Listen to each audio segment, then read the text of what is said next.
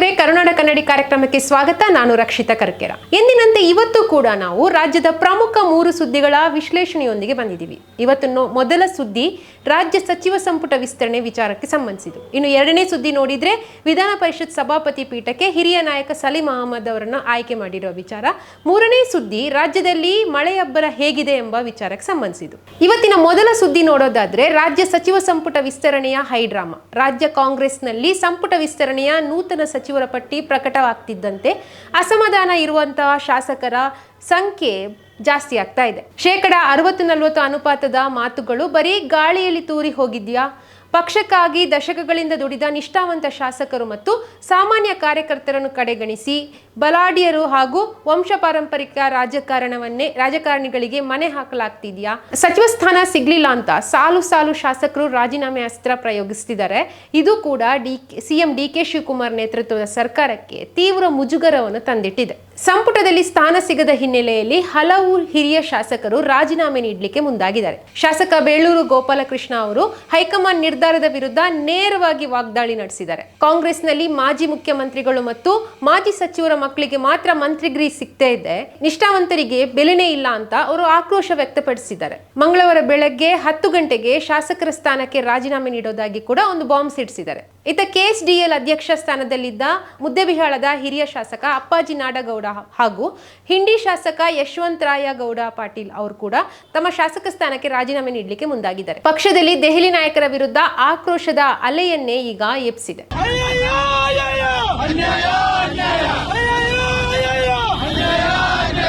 ಇತ್ತ ಮೈಸೂರಿನ ನರಸಿಂಹರಾಜ ಕ್ಷೇತ್ರದ ಪ್ರಬಲ ಅಲ್ಪಸಂಖ್ಯಾತ ನಾಯಕರಾಗಿರುವಂತಹ ತನ್ವೀರ್ ಸೇಠ್ ಅವರಿಗೆ ಮತ್ತೆ ಸಚಿವ ಸ್ಥಾನ ಸಿಗದಿರೋದು ಅವರ ಬೆಂಬಲಿಗರನ್ನು ತೀವ್ರ ಕೆರಳಿಸಿದೆ. ಪಕ್ಷಕ್ಕೆ ನಿಷ್ಠರಾಗಿದ್ದ ತನ್ವೀರ್ ಸೇಠ್ ಅವರ ಹೆಸರು ಪಟ್ಟಿಯಲ್ಲಿ ಇಲ್ಲದಕ್ಕೆ ಮೈಸೂರಿನಲ್ಲಿ ಭಾರಿ ಪ್ರತಿಭಟನೆಗಳು ಕೂಡ ನಡೆದಿವೆ. ಇದರ ಜೊತೆಗೆ ಪ್ರಿಯಕೃಷ್ಣ, ಹಂಪನಗೌಡ ಬಾದರ್ಲಿ ಸೇರಿದಂತೆ ಹಲವು ನಾಯಕರ ಬೆಂಬಲಿಗರು ಬೀದಿಗಿಳಿದು ಆಕ್ರೋಶ ವ್ಯಕ್ತಪಡಿಸಿದ್ದಾರೆ. ಈ ಎಲ್ಲಾ ಬೆಳವಣಿಗೆಯ ನಡುವೆ ತಮ್ಮ ಸಚಿವ ಸ್ಥಾನ ಕೈತಪ್ಪಿರುವ ಬಗ್ಗೆ ಶಾಸಕ ತನ್ವೀರ್ ಸೇಠ್ ಅವರು ಏನ್ ಹೇಳಿದರೆ ಕೇಳೋಣ ಬನ್ನಿ. ನೋಡಿ, ಸಿಗ್ಬೇಕಾಗಿರೋದು ಕೇವಲ 20 ಜನಕ್ಕೆ ಸಿಗ್ಬೇಕಾಗಿತ್ತು. ಆ 20ರಲ್ಲಿ ನನ್ನ ಹೆಸರು ಇಲ್ಲ ಅಂತ ಗೊತ್ತಾಗಿದೆ. ನಾನು ನಂಬಿದಂಥದ್ದು ನಾನು ನಂಬಿ ದ್ರೋಹ ಹೋಗಿದ್ದೇನೆ. ನನ್ನ ಕಾರ್ಯಕರ್ತರು, ನನ್ನ ಜನ ನನಗೆ ರೂಪ ಕೊಟ್ಟವರು ಈಗ ಅವರ ಆಕ್ರೋಶ ಮತ್ತು ಅವರ ಜೀವನ ತೇಜಿಸಲು ಮುಂದಾಗ್ತಾ ಇರುವಂಥದ್ದು, ವಿಷ ಕೊಡದಿರುವಂಥದ್ದು ನೋಡಿದಾಗ ಇದು ಯಾವುದೇ ರೀತಿಯಲ್ಲೂ ನಾನು ಒಪ್ಪುವಂಥದ್ದಲ್ಲ. ಇನ್ನೊಂದೆಡೆ ಪರಿಶಿಷ್ಟ ಕಲ್ಯಾಣ ಇಲಾಖೆಯ ಕೋಟ್ಯಾಂತರ ರೂಪಾಯಿ ಅವ್ಯವಹಾರ ಆರೋಪದಲ್ಲಿ ಸಚಿವ ಸ್ಥಾನ ಕಳೆದುಕೊಂಡಿದ್ದಂತಹ ಬಿ ನಾಗೇಂದ್ರ ಅವರಿಗೆ ಮತ್ತೆ ಸಚಿವ ಸ್ಥಾನ ಸಿಕ್ಕಿದೆ. ಇದು ದೊಡ್ಡ ವಿವಾದಕ್ಕೆ ಈಗ ಕಾರಣ ಆಗಿದೆ. ಈ ನಡೆಯನ್ನು ವಿಧಾನ ಪರಿಷತ್ ಪ್ರತಿಪಕ್ಷ ನಾಯಕ ಛಲವಾದಿ ನಾರಾಯಣಸ್ವಾಮಿ ಅವರು ಕಟುವಾಗಿ ಟೀಕಿಸಿದ್ದು, ಭ್ರಷ್ಟಾಚಾರದ ಆರೋಪ ಎದುರಿಸುತ್ತಿರುವವರಿಗೆ ಮತ್ತೆ ಸಚಿವ ಸ್ಥಾನ ನೀಡಿರೋದು ಸರ್ಕಾರದ ನಿಜವಾದ ಮುಖವನ್ನು ತೋರಿಸ್ತಿದೆ ಅಂತ ಕಿಡಿಕಾರಿದ್ದಾರೆ. B Nagendra is having a criminal case against him, and in Valmiki Nigam he transferred 187 crores to the private accounts. Still the case is pending with the court, even having a criminal background.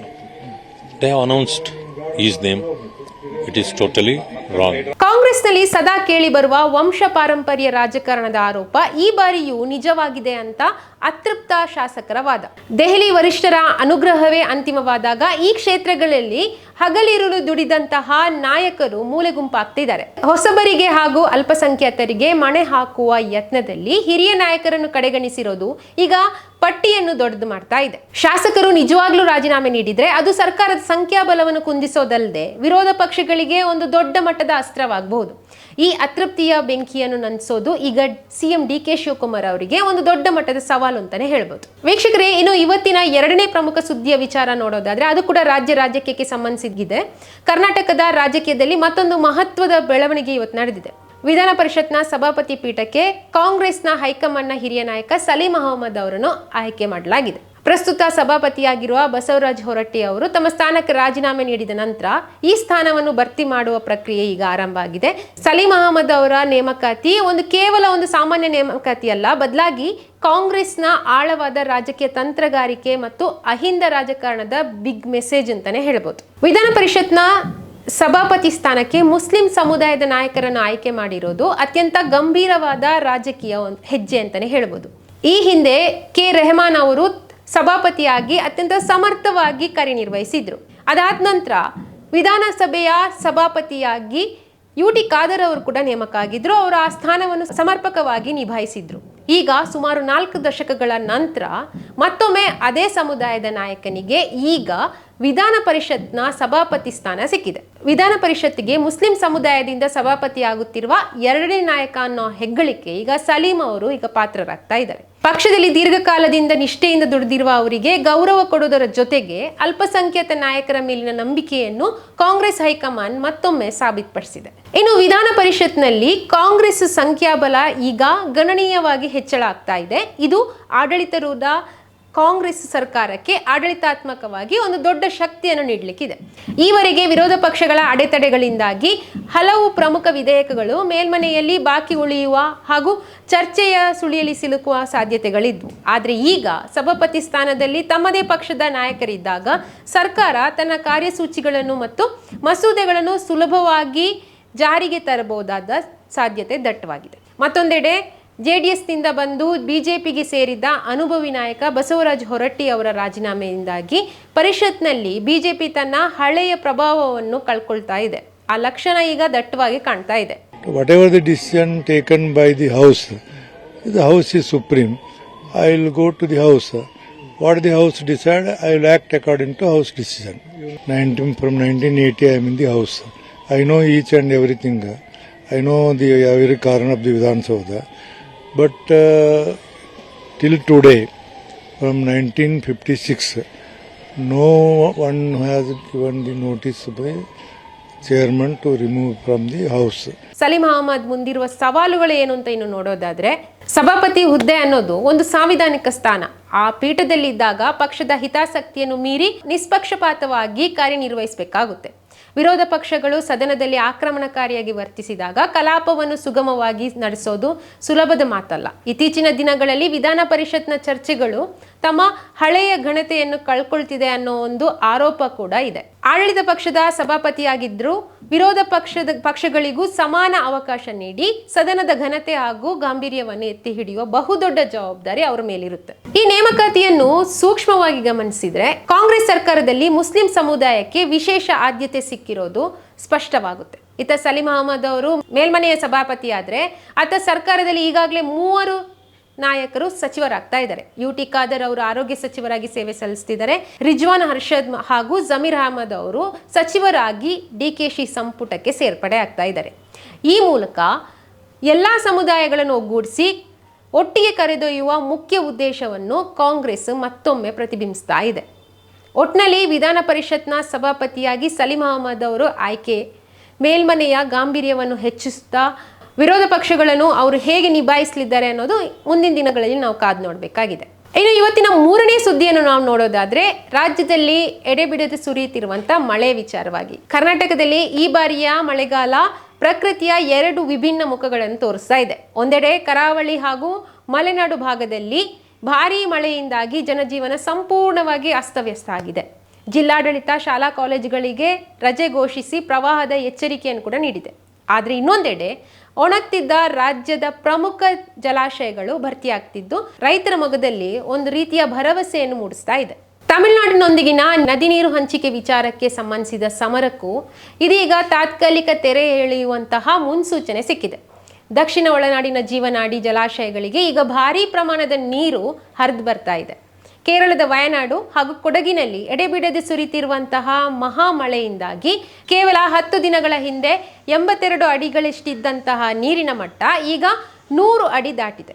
ಇದೇ ರೀತಿ ಮಳೆ ಮುಂದುವರೆದ್ರೆ ಇನ್ನೇನು 15 ದಿನಗಳಲ್ಲಿ KRS dam ಭರ್ತಿಯಾಗೋದಂತೂ ಸತ್ಯ. ಇತ್ತ ಕೊಡಗಿನ ಹಾರಂಗಿ ಜಲಾಶಯ ಕೂಡ ಸಂಪೂರ್ಣವಾಗಿ ಭರ್ತಿಯಾಗಿದ್ದು 12,000 ಕ್ಯೂಸೆಕ್ ಹೆಚ್ಚು ನೀರು ನದಿಗೆ ಹರಿಸಲಾಗ್ತಾ ಇದೆ. ಇನ್ನು ಕಬಿನಿ ಜಲಾಶಯವು ಭರ್ತಿಯಾಗಿದ್ದು 27,000 ಕ್ಯೂಸೆಕ್ಕು ಹೆಚ್ಚು ನೀರನ್ನು ಹೊರಬಿಡಲಾಗ್ತಾ ಇದೆ. ಪರಿಣಾಮವಾಗಿ ಕಬಿನಿ ಜಲಾಶಯದ ಮುಂಭಾಗದ ಸೇತುವೆ ಕೂಡ ಸಂಪೂರ್ಣವಾಗಿ ಮುಳುಗಡೆಯಾಗಿದೆ. ಹ್ಯಾಂಡ್ ಪೋಸ್ಟ್ ಎನ್ ಬೇಗೂರು ಮುಖ್ಯ ರಸ್ತೆ, ಬಿದರಹಳ್ಳಿ ಹಾಗೂ ಭೀಮನಕೊಳ್ಳಿಯ ಶ್ರೀ ಮಹದೇಶ್ವರ ದೇವಸ್ಥಾನಕ್ಕೆ ಸಂಪರ್ಕ ಕಲ್ಪಿಸುವ ರಸ್ತೆ ಸೇರಿದಂತೆ ಬರೋಬ್ಬರಿ 25 ಗ್ರಾಮಗಳಿಗೆ ಸಂಪರ್ಕ ಕಡಿತಗೊಂಡಿದೆ. ದಕ್ಷಿಣ ಕರ್ನಾಟಕ ಮಾತ್ರ ಅಲ್ಲ, ಉತ್ತರ ಕರ್ನಾಟಕದ ಜಲಾಶಯಗಳಲ್ಲೂ ಕೂಡ ಈಗ ಹಬ್ಬದ ವಾತಾವರಣ ಅಂತಾನೆ ಹೇಳ್ಬೋದು. ವಿಜಯನಗರ ಮತ್ತು ರಾಯಚೂರು ಭಾಗದ ರೈತರ ಆಶಾಕಿರಣವಾಗಿದ್ದಂತಹ ತುಂಗಭದ್ರಾ ಡ್ಯಾಮಿನ ಒಳ ಹರಿವು ಗಣನೀಯವಾಗಿ ಈಗ ಹೆಚ್ಚಳಾಗಿದೆ. ಗೇಟ್ಗಳನ್ನು ತೆರೆದು ನದಿಗೆ ನೀರು ಹರಿಸಲಾಗ್ತಾ ಇದೆ. ಇತ್ತ ಆಲಮಟ್ಟಿ ಜಲಾಶಯವು ವೇಗವಾಗಿ ಭರ್ತಿಯಾಗ್ತಾ ಇದ್ದು ಕೃಷ್ಣಾ ಅಣೆಕಟ್ಟು ಪ್ರದೇಶದ ರೈತರಲ್ಲಿ ಸಂತಸ ಮೂಡಿಸಿದೆ. ಹೇಮಾವತಿ, ಹಾರಂಗಿ ಮತ್ತು ಕಬಿನಿ ಡ್ಯಾಂಗಳು ಭರ್ತಿಯಾಗ್ತಿರೋದ್ರಿಂದ ಮುಂಬರುವ ಬೇಸಿಗೆವರೆಗೆ ರಾಜ್ಯದಲ್ಲಿ ಕುಡಿಯುವ ನೀರಿನ ಹಾಗೂ ಕೃಷಿಗೆ ಯಾವುದೇ ನೀರಿನ ಅಭಾವ ಇರೋದಿಲ್ಲ. ಆದರೆ ಕರಾವಳಿ ಕರ್ನಾಟಕದ ಸ್ಥಿತಿ ಮಾತ್ರ ತೀರಾ ಒಂದು ಆತಂಕಕಾರಿಯಾಗಿದೆ ಅಂತಾನೆ ಹೇಳ್ಬೋದು. ಮಂಗಳೂರು ಸೇರಿದಂತೆ ದಕ್ಷಿಣ ಕನ್ನಡ ಜಿಲ್ಲೆಯಾದ್ಯಂತ ಸುರಿತಿರುವಂತಹ ಭಾರೀ ಮಳೆಯಿಂದಾಗಿ ತಗ್ಗು ಪ್ರದೇಶಗಳು ಜಲಾವೃತಗೊಂಡಿವೆ. ಸರಿಯಾದ ಒಳಚರಂಡಿ ವ್ಯವಸ್ಥೆ ಇಲ್ಲದಿರೋದು ಮತ್ತು ರಾಜಕಾಲುವೆಗಳ ಒತ್ತುವರಿ ಈ ಕೃತಕ ಪ್ರವಾಹಕ್ಕೆ ಮುಖ್ಯ ಕಾರಣ ಅಂತಾನೆ ಹೇಳ್ಬೋದು. ಮುಂಜಾಗ್ರತಾ ಕ್ರಮವಾಗಿ ದಕ್ಷಿಣ ಕನ್ನಡ ಜಿಲ್ಲಾದ್ಯಂತ ಶಾಲಾ ಕಾಲೇಜುಗಳಿಗೆ ರಜೆ ಕೂಡ ಘೋಷಿಸಲಾಗಿದೆ. ಜಿಲ್ಲಾಡಳಿತ ಕಟ್ಟುನಿಟ್ಟಿನ ಸೂಚನೆಗಳನ್ನು ಕೂಡ ನೀಡಿದೆ. ಪ್ರವಾಸಿಗರು ಹಾಗೂ ಸಾರ್ವಜನಿಕರು ನದಿ ತೀರ ಹಾಗೂ ಸಮುದ್ರ ತೀರಕ್ಕೆ ತೆರಳಬಾರದು ಅಂತ ಜಿಲ್ಲಾಡಳಿತ ಒಂದು ಕಟ್ಟುನಿಟ್ಟಿನ ಸೂಚನೆ ನೀಡಿದೆ. ಮೀನುಗಾರರು ಯಾವುದೇ ಕಾರಣಕ್ಕೂ ಸಮುದ್ರಕ್ಕೆ ಇಳಿಬಾರದು. ತಗ್ಗು ಪ್ರದೇಶದ ಕೆರೆ, ನದಿ ತೀರಕ್ಕೆ ಮಕ್ಕಳು ಹೋಗದಂತೆ ಪೋಷಕರು ಜಾಗೃತೆ ವಹಿಸಬೇಕು. ಜಿಲ್ಲಾ ಮತ್ತು ತಾಲೂಕು ಮಟ್ಟದ ಅಧಿಕಾರಿಗಳು ಕಡ್ಡಾಯವಾಗಿ ಕೇಂದ್ರ ಸ್ಥಾನದಲ್ಲಿದ್ದು ವಿಪತ್ತು ನಿರ್ವಹಣೆ ಮಾಡಬೇಕು ಅಂತ ಸೂಚಿಸಲಾಗಿದೆ. ಒಂದೆಡೆ ಭರ್ತಿಯಾಗ್ತಿರುವಂತಹ ಜಲಾಶಯಗಳು ರೈತರಲ್ಲಿ ಆಶಾಕಿರಣವಾಗಿದ್ರೆ, ಇನ್ನೊಂದು ಕಡೆ ಪ್ರಕೃತಿಯ ರೌದ್ರಾವತಾರ ನಮಗೆ ಒಂದು ಎಚ್ಚರಿಕೆಯ ಕರೆಗಂಟೆ ಅಂತಾನೆ ಹೇಳ್ಬೋದು. ಕರಾವಳಿ ಮತ್ತು ಮಲೆನಾಡಿನ ಜನರು ಸುರಕ್ಷಿತವಾಗಿರಿ, ಜಿಲ್ಲಾಡಳಿತದ ಸೂಚನೆಗಳನ್ನು ತಪ್ಪದೆ ಪಾಲಿಸಿ ಅಂತ ಕೇಳ್ತೀವಿ. ವೀಕ್ಷಕರೇ, ಇದಾಗಿತ್ತು ಈ ಹೊತ್ತಿನ ವಿಶೇಷ. ಇಂಥ ಇಂಟ್ರೆಸ್ಟಿಂಗ್ ಸುದ್ದಿಗಳೊಂದಿಗೆ ನಾಳೆ ಸಂಜೆ 5 ಗಂಟೆಗೆ ಮತ್ತೆ ಭೇಟಿಯಾಗ್ತೀವಿ. ಅಲ್ಲಿವರೆಗೆ ನೋಡ್ತೀರಿ the federal Karnataka YouTube channel. ನಮಸ್ಕಾರ.